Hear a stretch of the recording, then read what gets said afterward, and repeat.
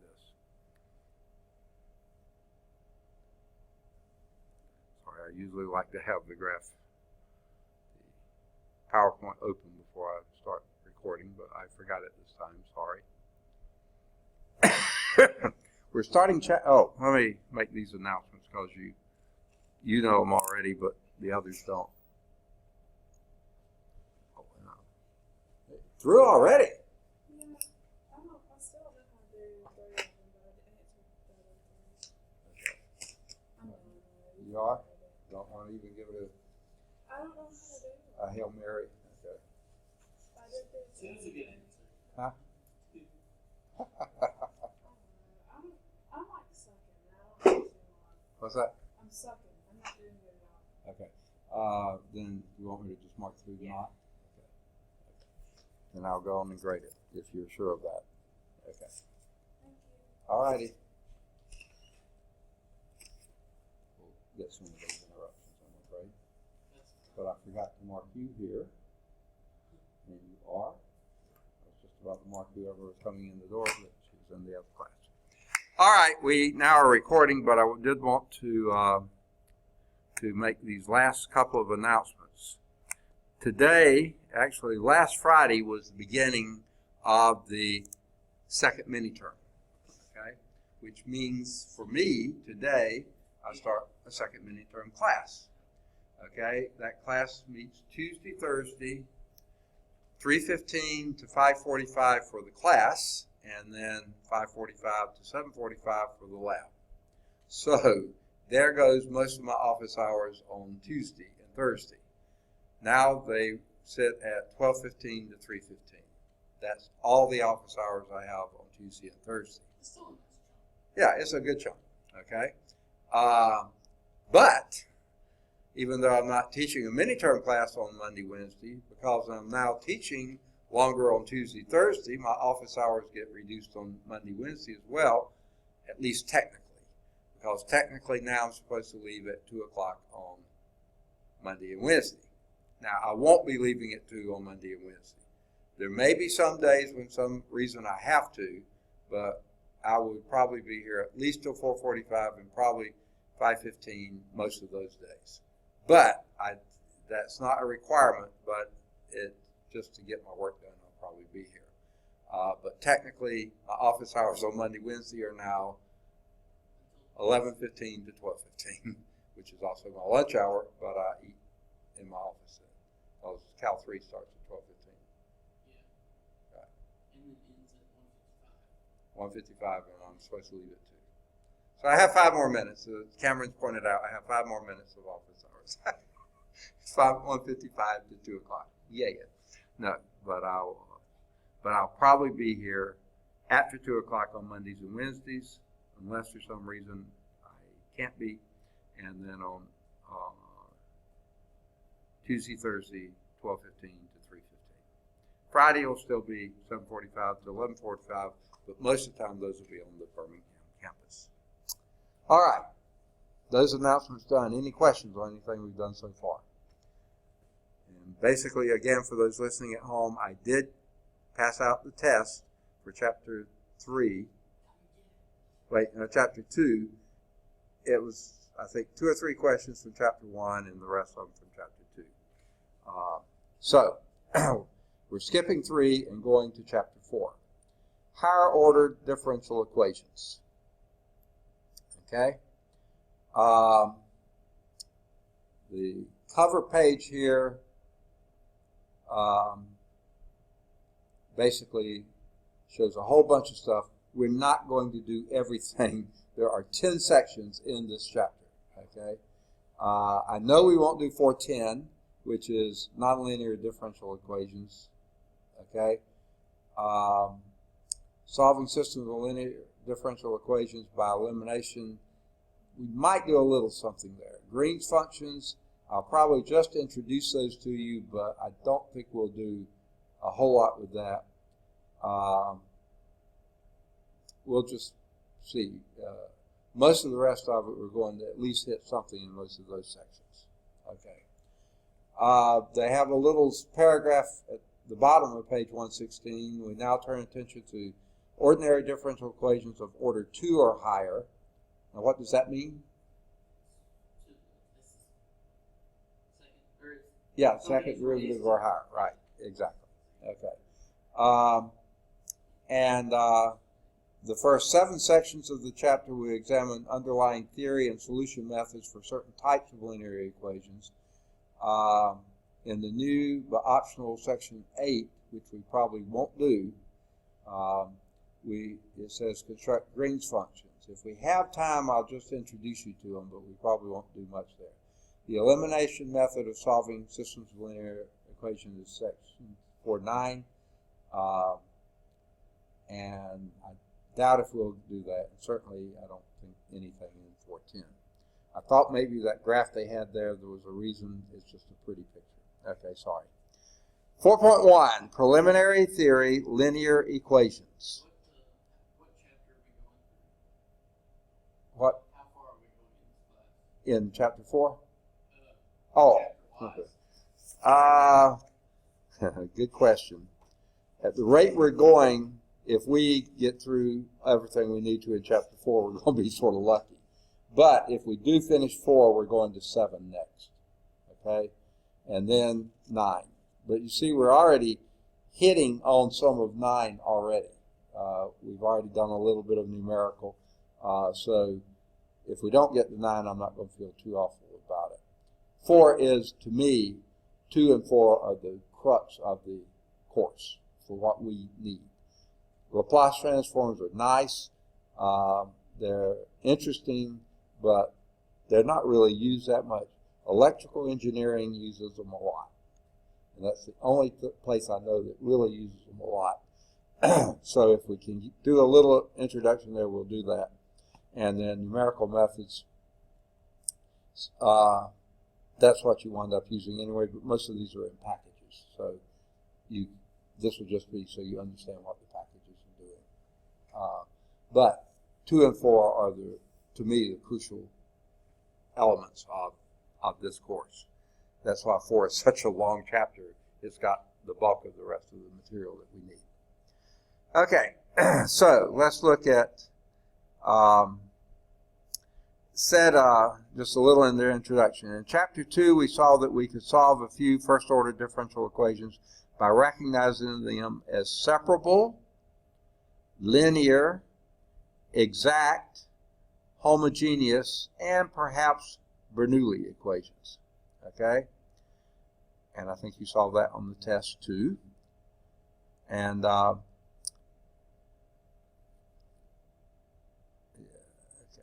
Recall that, here's another statement, I'm not going to read all this. A general solution is a family of solutions defined on some interval I that contains all solutions of the differential equation that are defined on I. Because our primary goal in this chapter is to find general solutions of linear higher order differential equations, we first need to examine some of the theory of linear equations. Okay? So that's what we're hitting first. And the first topic in this is initial value problem. Then later we'll do boundary value problems. But let's look at initial value problem. And back in section 1.2, and I think we did this one, we defined an initial value problem for a general nth order differential equation. So we're already doing higher order than theoretically. For a linear differential equation of nth order initial value problem is solve this. Let me get my pen activated. Okay. A sub n of x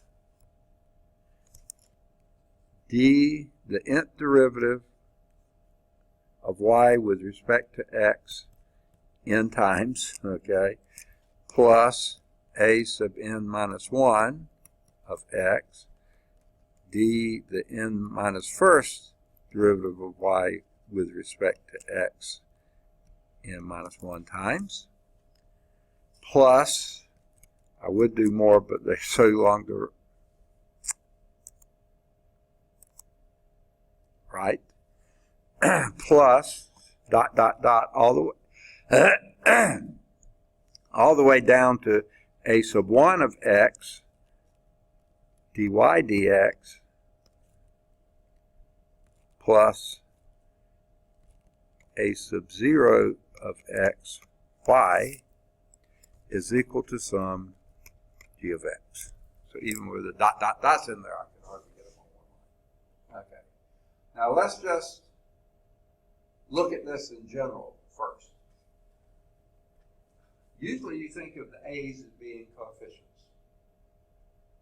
In a quadratic equation or polynomial equation, something like that. That's what we use to call it. But now they're a function of x. Okay. And then your derivatives, you know what those are. Those are the nth order derivative of y with respect to x and minus first and all that. We know what those are. But every one of those has some coefficient function, but that's only of x, not of y. Okay? The independent variable. Okay? And then down to a sub 0 of x times y has a y in that, and then equal to some g of x.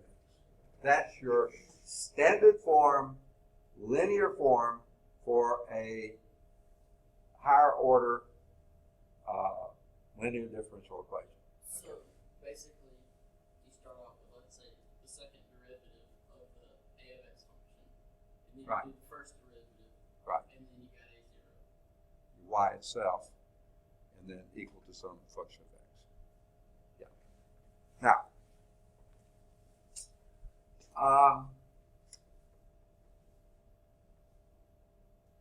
what makes this linear is that none of these derivatives are raised to a power. They're higher order derivatives, but still at the first power. Each one of those. Even the y can't be y squared, or y to the 1/2, or y cubed, or y to the 4.3 power, or something like that. It has to be linear in y. Okay? The x, the a sub x's, they can be anything. They can be exponentials, they can be trigonometric, they can be higher powers, lower powers. It doesn't really matter. Every one of them can be different, including the g. Now, it can also be. It's just that in your y's and your derivatives of y, those are all first order. That's what makes it linear. Okay. Now, to make it an initial value problem, we say that y at some, and it's not necessarily an initial value, at some value x0 is equal to some y value. We call it y0. Okay? Now, since this is an nth order initial value problem, you also have to have your y prime at some x0, usually the same one, okay, is equal to y1, okay, dot, comma, dot, dot, dot. These are all the conditions, and y to the n minus 1, the n minus 1 derivative, that would be, those are the same notations there, by the way, at x0. So you see you're doing everything at the same x value, taking all your derivatives there, and that's equal to some y to the n minus 1. Okay? There's some value, fixed value for y for that one particular value for x. The y's are different, the x's are the same. Now, you notice you only go up to the n minus first derivative. You don't have an initial value problem for the y. If you did, you got it solved already, basically. So you just have for an nth order linear differential equation, you still have n initial conditions. Okay, it's just that this is the first, second, third, fourth, fifth to the n. Everything, the power here, the derivative here is the zeroth derivative, you might call it, first derivative, second. So you still have n initial conditions. one for each order, basically. So all the way almost to n. Yeah. Just not quite. Yeah. See, if you had n, that would be n plus 1 initial conditions for an nth order. You don't need but n. And that's what we usually do. Okay. Now, they say, recall for a problem such as this. Where are we recalling this from? I don't think we've had this before, okay? We seek a function defined on some interval I. Remember, these don't have to be for all real numbers. Just some interval I that you're interested in. They may blow up somewhere out there. You're interested usually in just some particular interval, okay? That contains x0, of course, because that's your initial value. That satisfies the differential equation and the n initial condition specified for at that one point x sub 0. Okay. Now, we've already seen that in the case of a second order initial value problem, the solution curve must pass through the point x0, y0 and have a slope of y1 at that point. Yeah, that's exactly what I'm saying. It has to go through this point, have a slope here, and then all the other conditions have to be met too. The second derivative says what the concavity is. The third derivative, I don't know what it tells you, but it tells you something, okay? It tells you how the second derivative is changing with respect to the variable. That's what the derivative does. So, that's introduction to that. Now, existence and uniqueness. We touched these in section 1.2. We stated a theorem that gave conditions under which the existence and uniqueness of a solution of first order initial value problem were guaranteed. The theorem that follows gives sufficient conditions for the existence of a unique solution for this problem that we have here. The initial value problem, nth order linear differential equation. And here's what the theorem says, because not everybody has a book. I'm going to try to write it down. Existence of unique solution. Let a sub n of x, a sub n minus 1 of x, and all those, what I call the coefficient functions, a sub 1 of x, a sub 0 of x, okay, and even the g of x. Okay? Now, there's a real part of me that says, why don't they just make that a plus g of x or plus name whatever you want to equal 0, you know? Then that would look more like what I'm used to thinking of a linear function. You have variables and stuff, but then on the other hand, quite often we have the constant b on the other side. So wherever you put it, it's there. Okay. But all these variables of x are continuous. Okay, no breaks, no gaps, no holes. Okay, continuous on the interval I. Okay.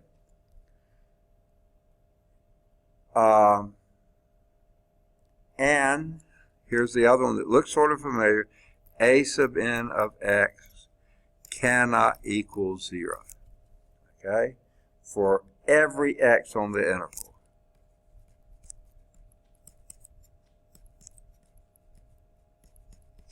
Okay? That's shorthand. If x equal x0 at is any point in the interval, now that's a strange way to say this, I think.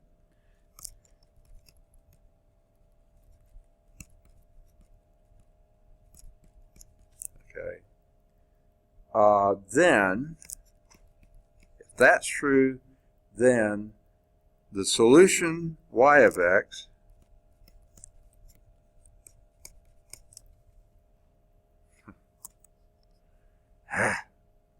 of the initial value problem, I be in InterVarsity Christian Fellowship when we had InterVarsity Press. So when I do IVP, I think InterVarsity Press. But that's not what it's talking about. Initial value problem. Then the solution of that initial value problem, the one up there, exists on the interval and is unique.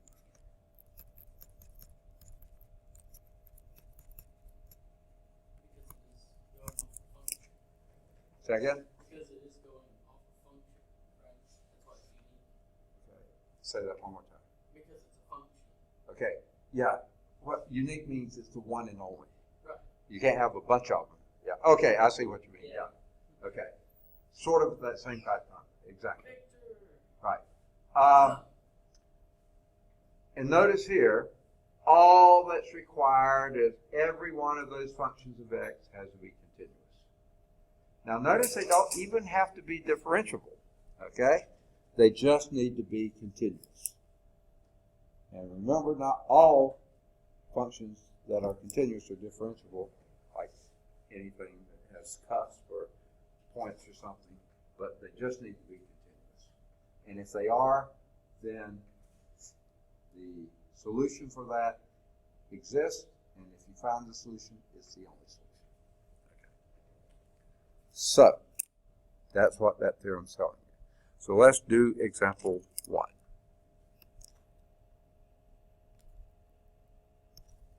All right. The initial value problem, this is written in a Latin Dieter form, 3y triple prime plus 5y double prime minus y prime plus 7y is equal to 0. Okay? Where y of 1 is equal to 0, y prime of 1 is equal to 0, and y double prime of 1 is equal to 0. Now, all those don't have to be, don't get the opinion that's what an initial value is, that all the derivatives that you know about are 0. They're not. This is just this one problem. Okay? So don't think that that's normal for those all to be 0. They do have to be at the same point. For an initial value problem, that's what makes it initial value. Not that it's the starting value, it's that you know that at every point. Okay. When we do boundary values, you're going to know things at different points. Okay, go ahead. Wouldn't this mean that y, y prime, and y double prime are all 0 anyway?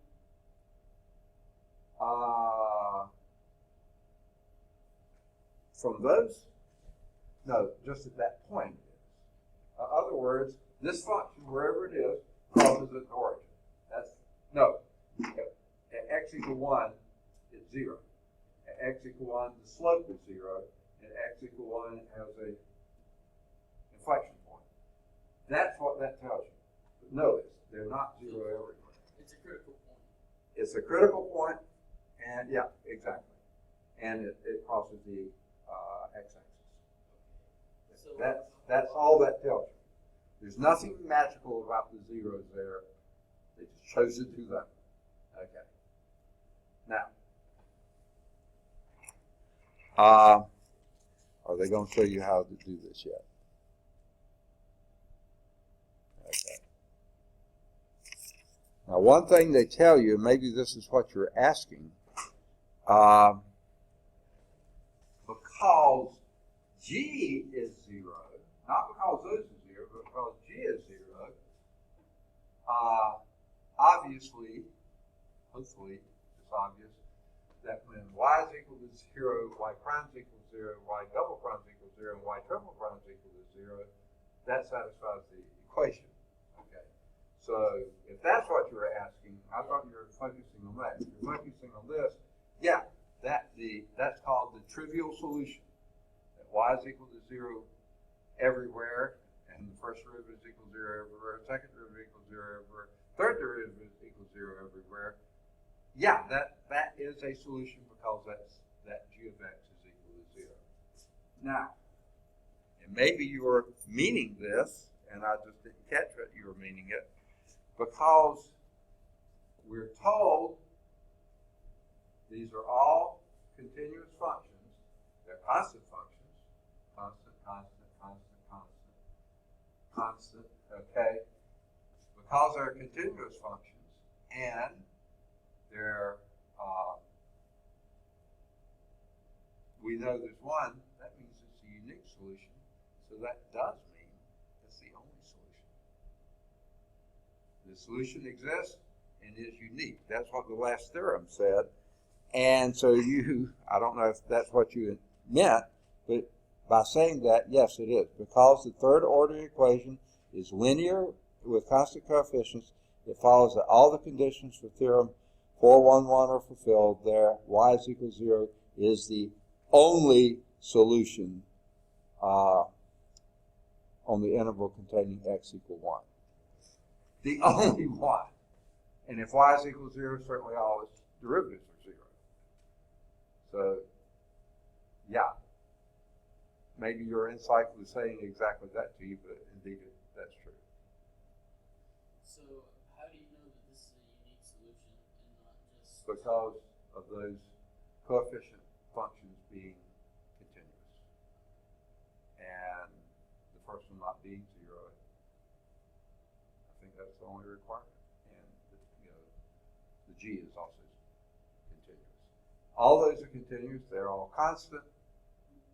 So y is equal to 0 is your solution, and because it is a solution, all those other things are met. It's a unique solution.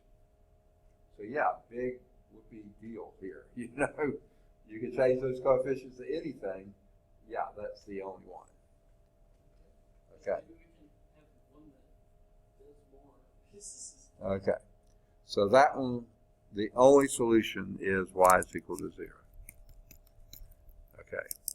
Now, if that y of 1 was equal to 17, then y is equal to 17 would be your only solution.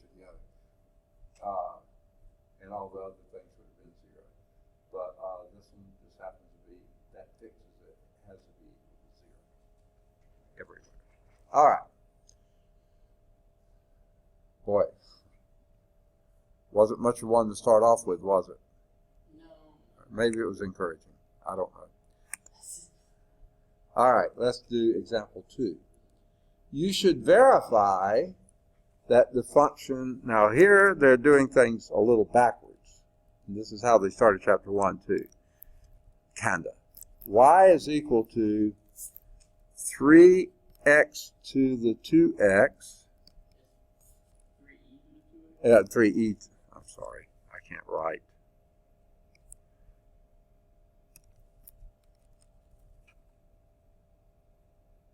Okay, come back. There you are. Okay. E to the 2x plus e to the minus 2x minus 3x. That is a solution to this initial value problem. Okay? Y double prime minus 4y equal 12x.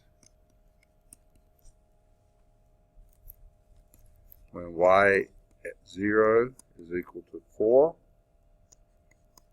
and y prime at 0 is equal to 1. Okay. What they're asking us to do is verify this is true. And they put commas here. For some reason, I like to put a semicolon after the function and then put the, it's not necessary. I just am used to doing that. So I'll tend to do it unless I forget. Okay. Now, how would you verify that?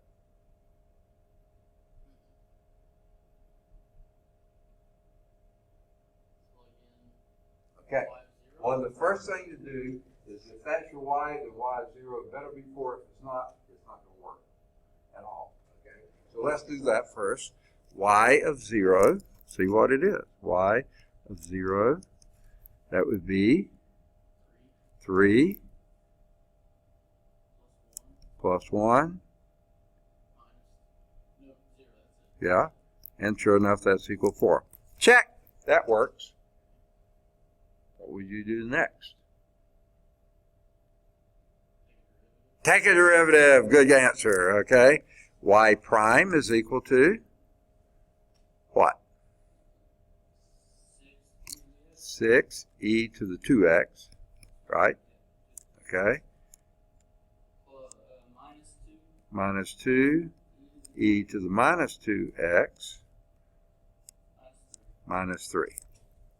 Okay? And since we got that there, let's see what y prime of 0 is. What would that be?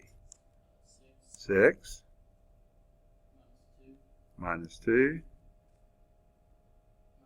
minus 3, 1. Check. That works. Okay? What would you do next? Yeah, take the second derivative. Y double prime. What would that be? 12e to the 2x plus 4e to the minus 2x. Go back. Okay. Now, what we do now is plug what we just determined. Y double prime, plug that in here. 12e to the 2x plus 4e to the minus 2x. Minus 4 times y. Second. Okay. Minus 4 times y. Well, y was your very first thing they gave you there. That would be 3e to the 2x plus e to the minus 2x minus 3x. Okay? Now that's supposed to be equal to, we don't know that it is, 12x. That's what this equation says. We took our derivatives, we plugged them in the function n, and this is supposed to equal 12x. Let's see if it is.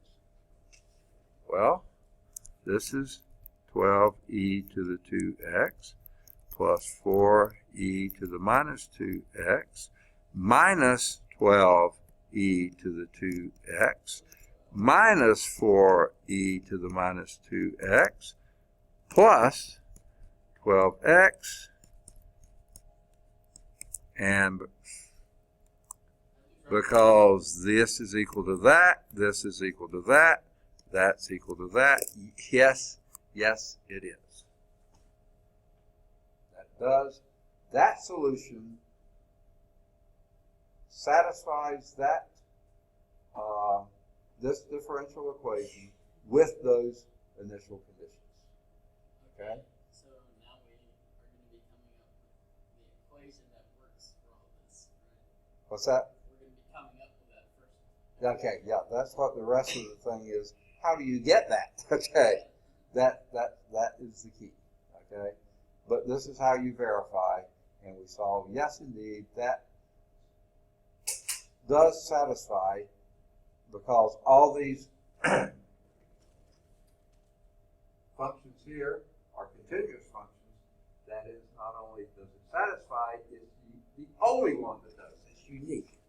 Okay, it exists and it is unique. There it is, and it does exist, and that's the only one. You don't have to look for any others. That's it. Done. All right.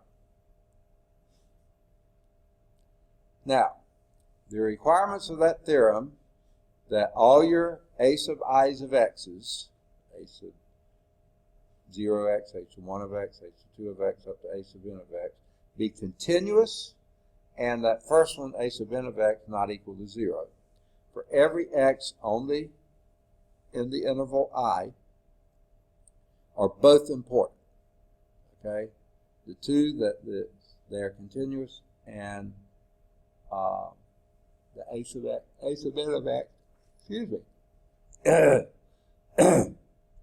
is not equal to 0 for every x, and that is important. Specifically, if a sub n of x was equal to 0 for some x in the interval, then the solution of a linear The initial value problem may not be unique or may not even exist. Okay, so you have to have that being true for every x in the interval. For example, you should verify that the function, here's another one. Let's clear this and do it. Okay. Y is equal to cx squared plus x plus 3, okay, is the solution for this, x squared y double prime minus 2xy prime plus 2y is equal to 6. Okay, when y of 0 is equal to 3 and y prime of 0 is equal to 1. Okay?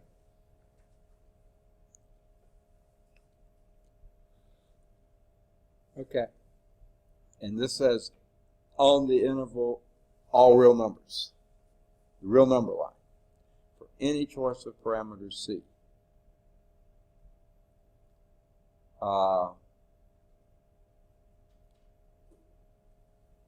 Example, okay.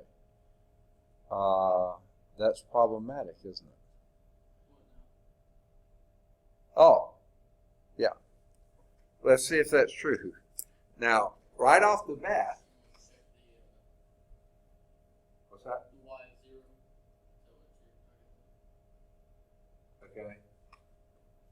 No, it's saying that y, that solution, says you work for every x in the real number system.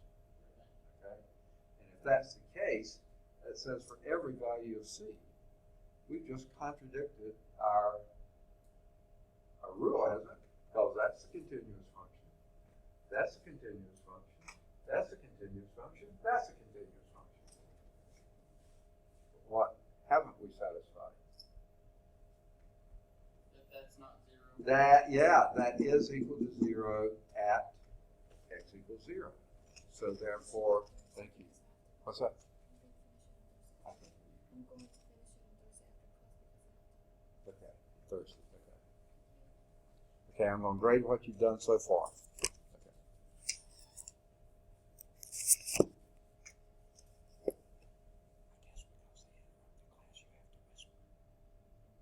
If I can't hear it, it doesn't make any difference. Go and talk. Okay, never mind. Okay, yeah, you caught it. Both conditions have to be met for that to be a unique solution in this condition on all real number system.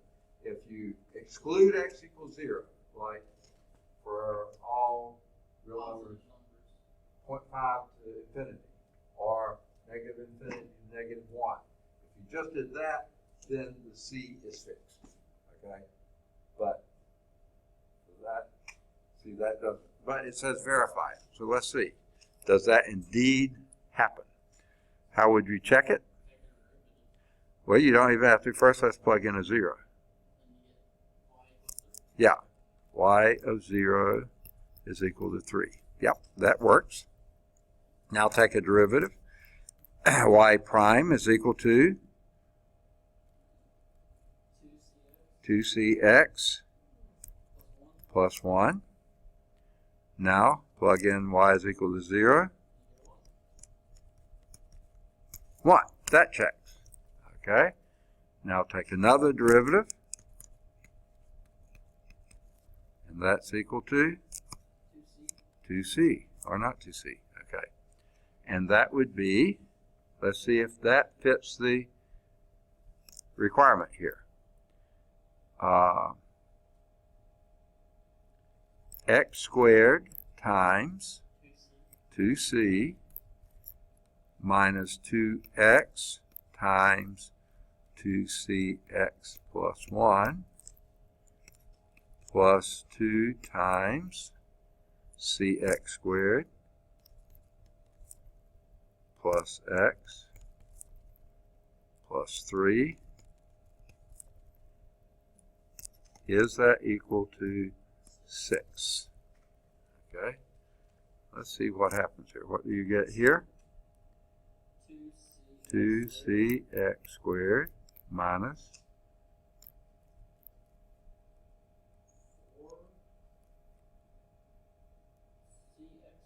4cx x squared minus 2x. Second? Yeah, minus 2x. Okay.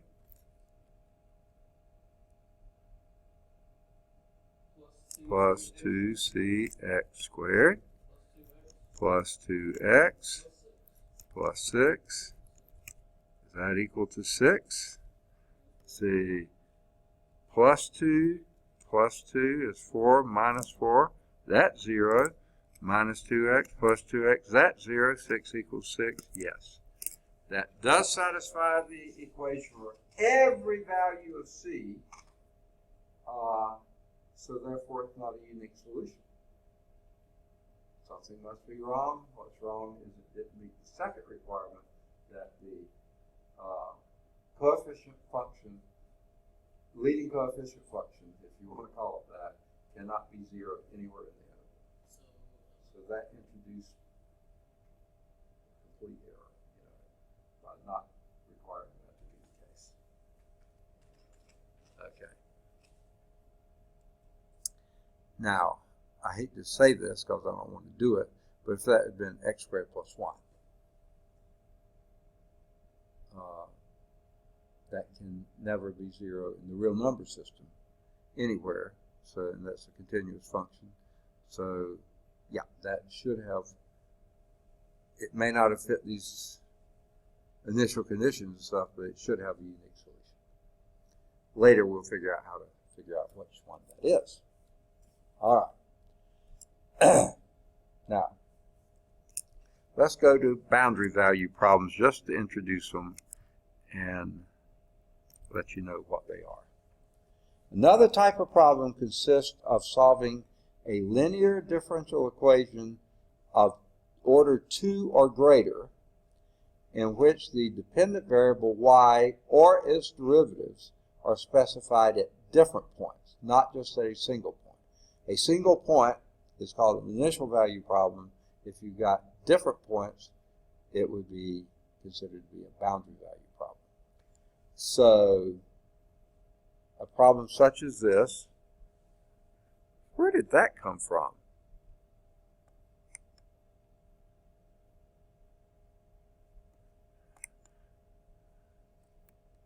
Okay, there was a check there, and I don't know why there was a check there. No Slovaks, but just a check. Okay, never mind. Okay. Solve this. A sub 2 of x, and why in the world? I'm going to do it y double prime. I just don't like writing all that. Plus a sub 1 of x, y prime, plus a sub 0 of x, y, is equal to g of x. Okay, that's our standard linear second order differential equation. Okay? If that a sub 2 of x, a sub 1 of x, and a sub 0 of x, and g of x are all continuous, that has a solution. But here the subject to is y of a is equal to y0, not too far off from what we used to do. But we also know that y at b is equal to y1. Okay? Now, how this differs is the x's are not the same. Okay?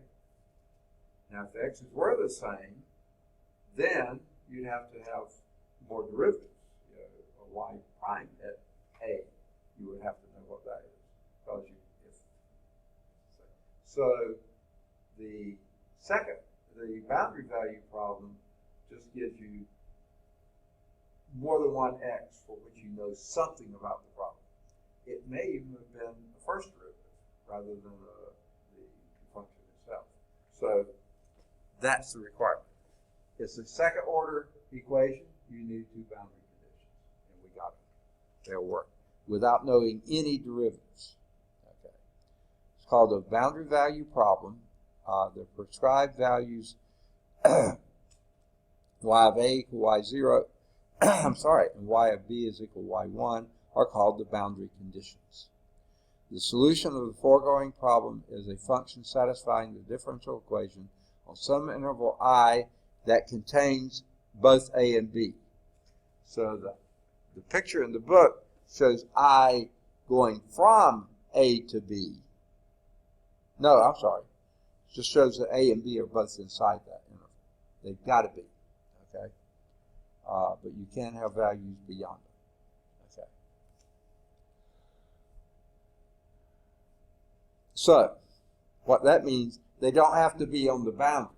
I mean, I can't go be defined from here to there, and that your boundary values have to be those boundaries. They can be anywhere in there. You know, just 2 points inside that interval. So, to me, I mean, just for lack of anything else, they call it a boundary value, but notice they don't have to be on the boundary of I. I could be infinite, you know, just any 2 points in there. Okay.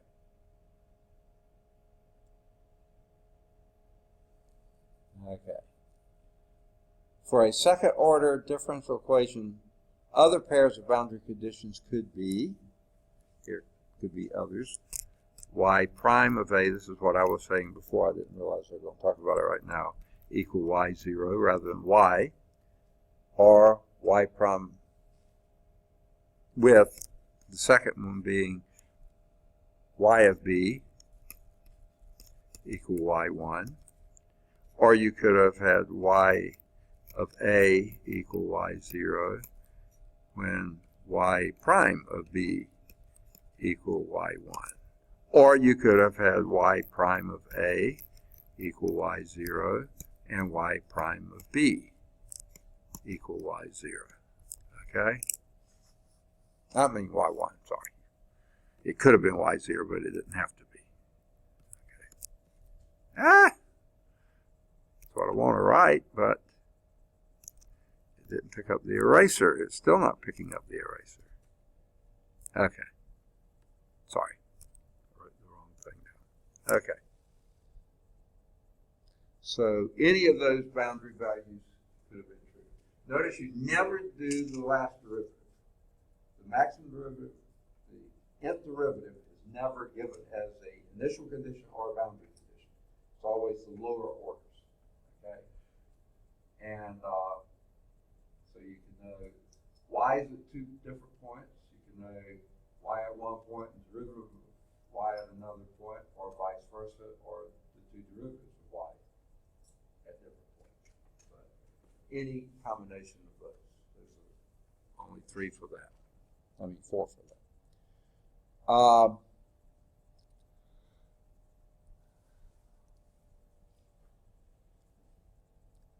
Now,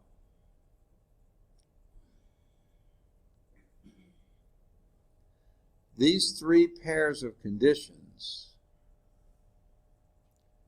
actually it looks like four pairs to me, but they're talking about the last three, okay, pairs of conditions are just special cases of the general boundary value problem, and this is what it is. This, introducing a lot of new nomenclature, don't let that throw you. It's alpha 1 y of a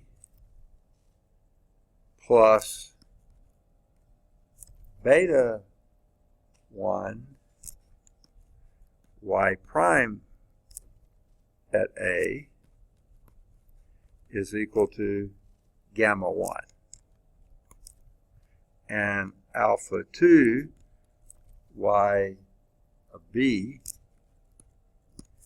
plus beta 2 y prime at b is equal to gamma 2. All right.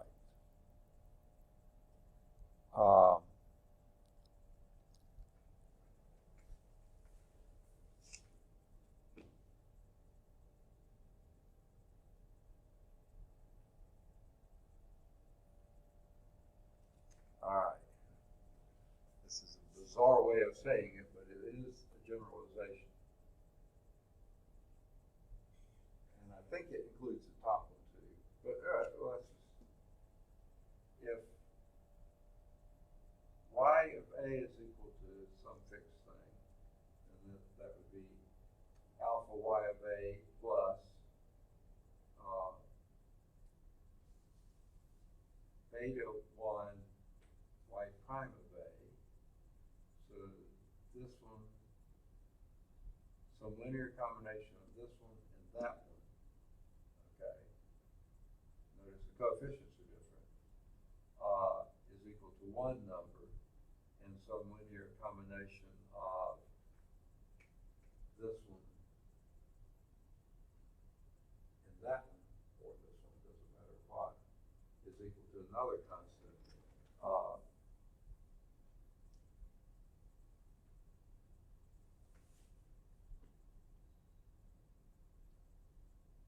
I can't think of any real clear way of saying it, but any combination of those things will give you. That covers all these three, and I think the first two as well. It's just then alpha 1 is y0 and alpha 2 is y1. No, sorry. I meant again.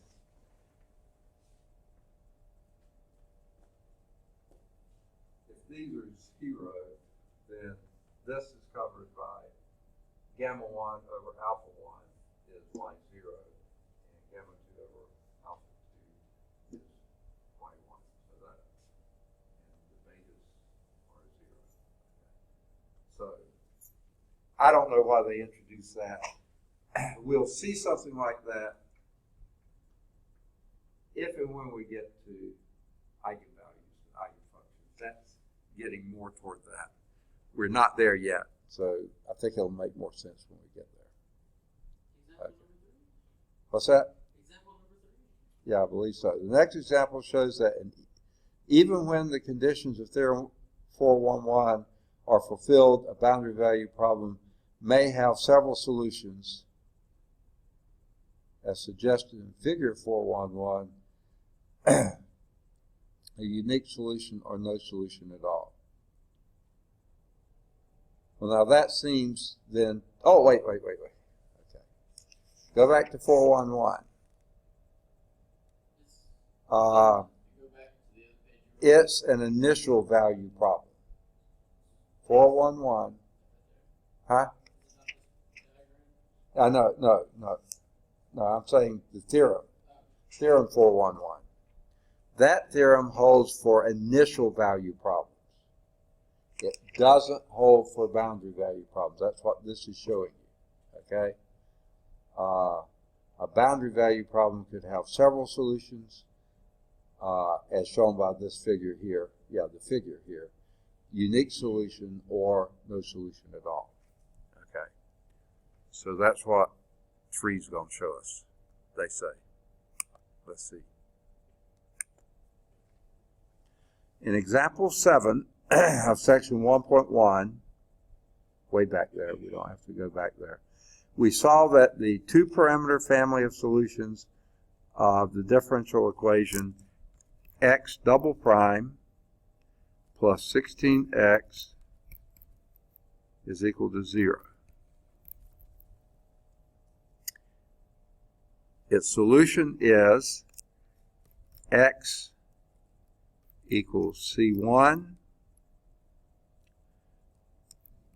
cosine 4t plus C2 sine 4t. Okay? Now, we've already shown that, I think we did this one back then, but it's pretty straightforward to take the first derivative of this and you get x prime is equal to 4c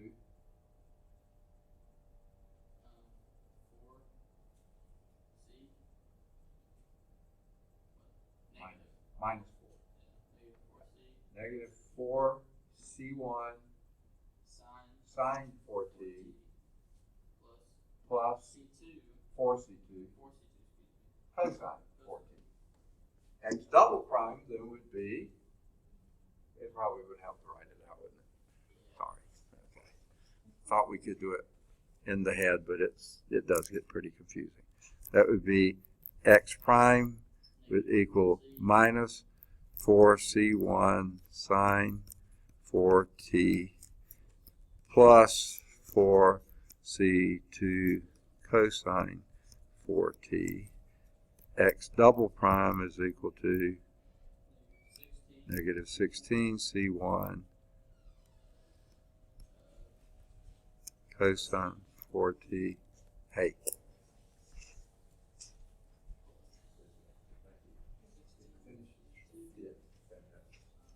So I'll mark out the knot. Okay.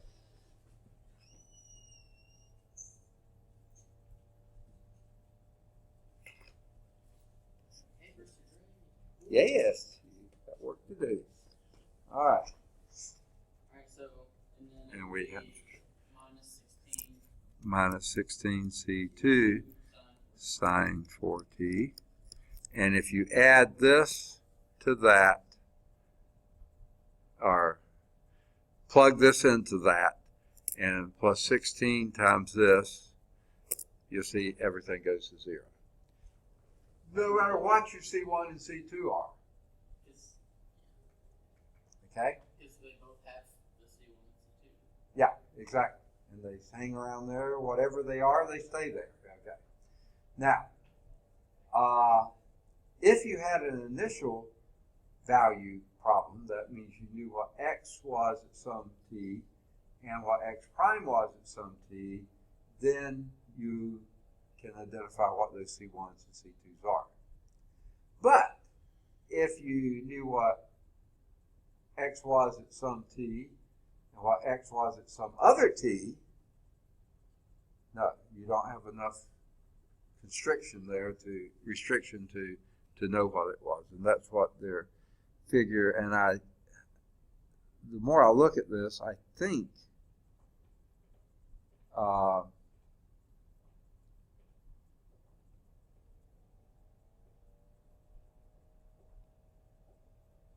yeah, the figure 411 shows two solutions that go through A and B, okay, the x1, x0 and x1. This one shows, figure 412 shows even more, okay? Just because you have a place where you know it, it doesn't, but if, I guess what I'm trying to say is,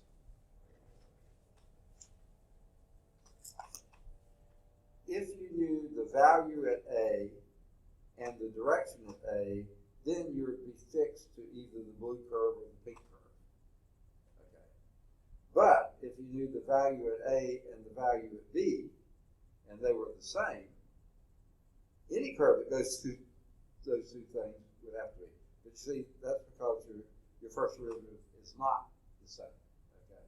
So the function that satisfies that, there could be many of them. Same thing here. If you knew the value, say, at 0 and the derivative at 0, you fixed one and only one of those functions. Okay?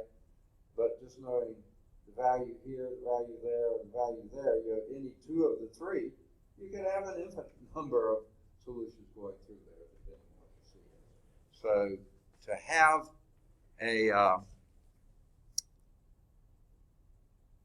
boundary value problem doesn't guarantee you uniqueness the same way the initial value problem does. That's what they're getting at. Now, the ones they show here are all sines. There aren't any cosines. They let C1 equals 0, okay? And you're just dealing with any C2 that happens to fit. And it works. All right. My stomach is growling like crazy. I don't know why.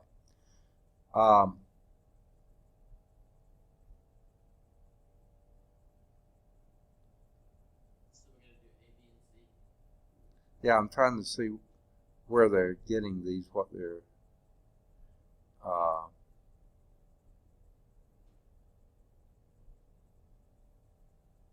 Okay. The first one, the A, suppose we now wish to determine the solution of the equation that further satisfies the boundary condition of this very one here and that solution, where the boundary condition being x of 0 is equal to 0 and x of pi halves 0. All right, yeah. So, if we plug that in, x of 0 equals 0, we have x equal, let's put the 0 in. X of 0 is equal to minus 4c1 sine 4 times 0 plus 4c1 cosine. Say again? Oh, I'm sorry, I'm plugging it into the wrong one. Sorry, let's see.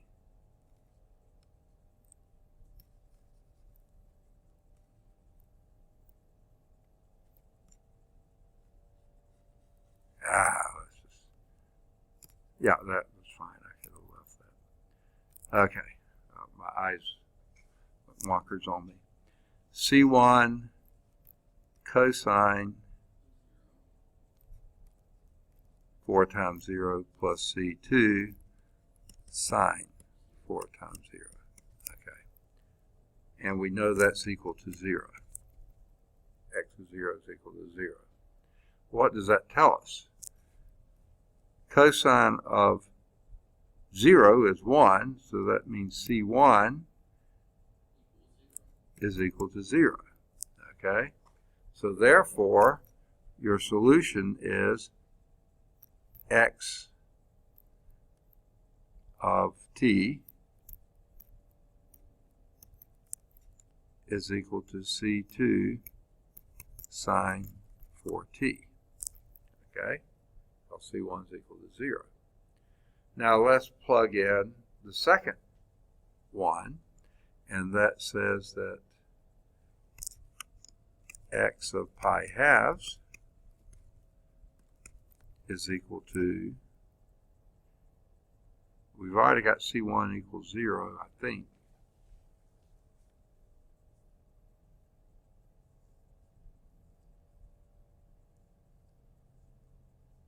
Yeah. Okay. C2 sine of 4 times pi halves, okay, and 4 times pi halves is 2 pi, sine of 2 pi is 0, so we still don't know what C2 is, okay, and we don't need to know it. That meets the requirement. So C2 can be any number in the world, okay, and they show a few of those. C2 equal 1, 1/2, 1/4, -1/2. They show just a few. And actually the blue line there, C2 is equal to 0. Okay?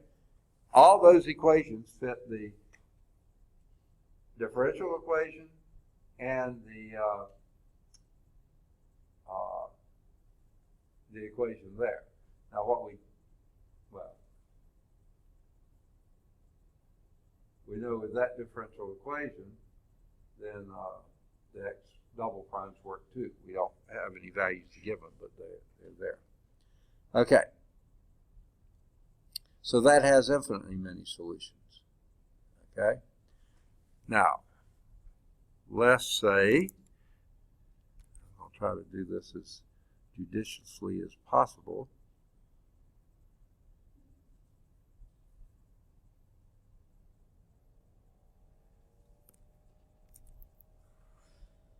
We're going to do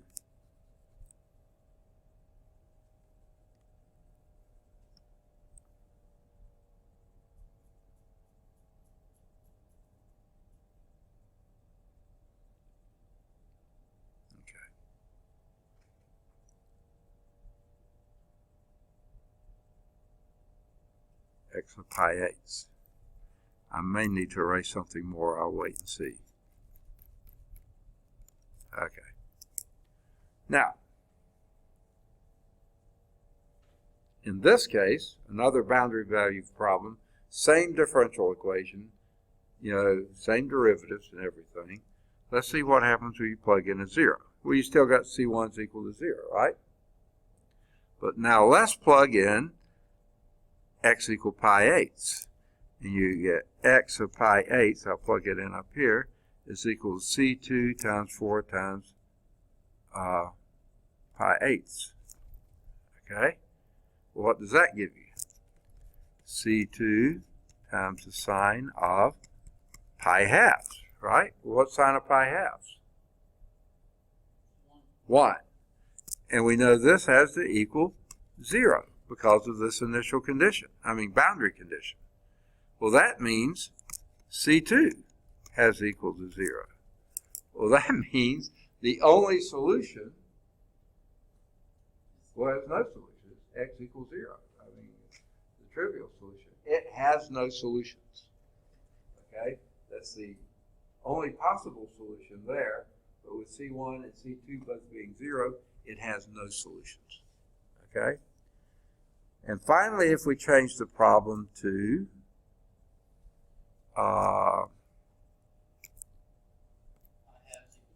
right, I thought I had it, but I didn't. Okay. Pi halves equal 1. C2 part and not the whole x equals equation? What's that again? You're not plugging it back into the whole x equation? No, we did, but you plugged in x equals 0. See, the first condition doesn't change. Okay. The first condition requires that C1 equals 0. Gotcha. So then you're left with x of t then being equal to C2 sine 4t. I see. Okay. That first condition requires that to be.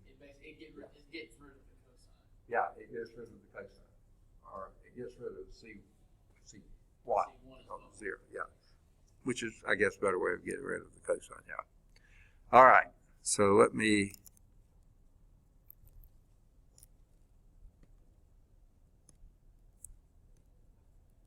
Okay. All right. So this one is same setup, only x of pi halves is equal to 1.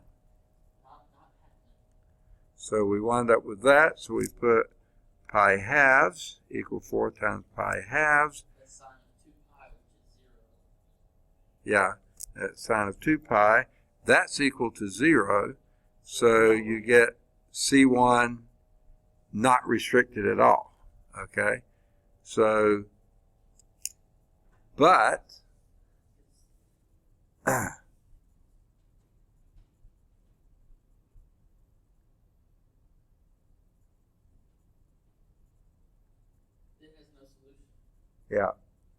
Because you can't divide Yeah. by 0.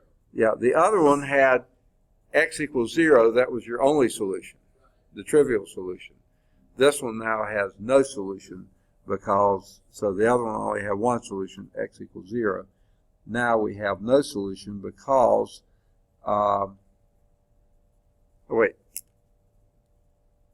C2 can't equal 1, right. There's nothing you can do to make Yeah. equal C2 sine of 2 pi. Right. Because you can't divide by sine of 2 pi because it'll be divided by Yeah, it just cannot equal. Because sine of 2 pi is 0, C2 can't be anything that makes something times 0 equal 1. It doesn't happen. So yeah, this has no solutions. All right, now that happened to be a homogeneous equation we were working with. And section 4.2 is going to deal with homogeneous solutions. So let's move on. How are we doing on time? We're out. Huh? We're out. We're out of time? Okay. We'll pick up there next time, homogeneous solutions. Let's see where we got to as far as homework exercises go. This is one long section. Okay. I think you can do 1 or 3.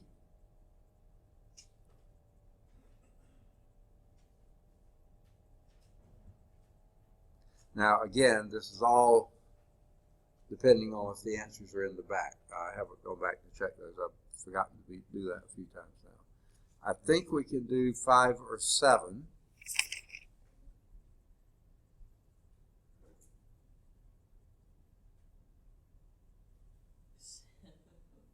I think you can do 9.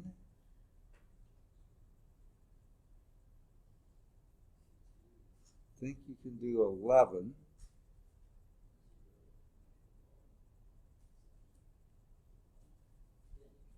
And I think you can do 13. Hold off 4.1.2 homogeneous equation. There is one thing that could make that work, and that would be somehow raising sign to 0. Because even 0 raised to the 0 is still 1. So if it was like C2 was 0 natural log of that. But sign of it's C2 is just a constant, so it wouldn't work. But yeah. That was just, Right. something you can do to make it. If that was C2 of X is what you're saying. Yeah. Right. But it's not. Okay. So we'll do all the ones 4.1. I didn't know they broke these down into points here, and they do. So without examples of them. So all the odds for 4.1.1. Well, we made it through 4.1.1 on 4.1.1. We'll start that next. All right. We'll end that.